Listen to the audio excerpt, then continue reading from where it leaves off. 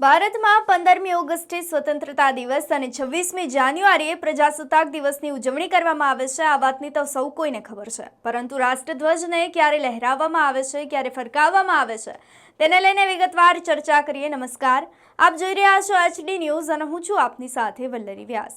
આઝાદ ભારતની અંદર 15મી ઓગસ્ટે સ્વતંત્રતા દિવસ અને 26મી જાન્યુઆરીએ પ્રજાસત્તાક દિવસની ઉજવણી કરવામાં આવે છે। આ દિવસના રોજ ધ્વજવંદન સમારંભ વચ્ચે કેટલાક મૂળભૂત તફાવતો જોવા મળતા હોય છે। જ્યાં 15મી ઓગસ્ટે દેશના વડાપ્રધાન રાષ્ટ્રધ્વજ સમારંભમાં ભાગ લે છે, જ્યારે 26મી જાન્યુઆરીએ રાષ્ટ્રપતિ સમારંભનું મુખ્ય મહેમાન તરીકે ઉપસ્થિત રહેતા હોય છે।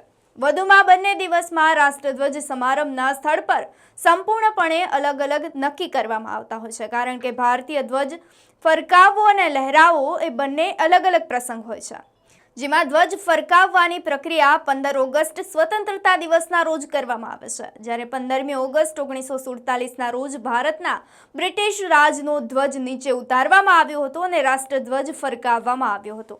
જ્યારે રાષ્ટ્રધ્વજ નીચેથી ધ્વજસ્તંભની ટોચ તરફ ફરકાવવામાં આવે છે, ત્યારે તેને ધ્વજ ફરકાવવો એવું કહેવામાં આવે છે। તો બીજી તરફ 26મી જાન્યુઆરી એટલે કે પ્રજાસત્તાક દિવસે રાષ્ટ્રપતિ ભવનની નજીક કર્તવ્ય પથ, જે અગાઉ રાજ્યપથ તરીકે ઓળખાતું હતું, ત્યાં ધ્વજવંદન સમારંભ આયોજિત કરવામાં આવે છે। અહીં દર વર્ષે પરેડ શરૂ થતાં જ તે પહેલા જ છે તે ધ્વજ લહેરાવવામાં આવે છે, જે પહેલેથી જ ધ્વજસ્તંભની ટોચ પર રાખવામાં આવેલો હોય છે।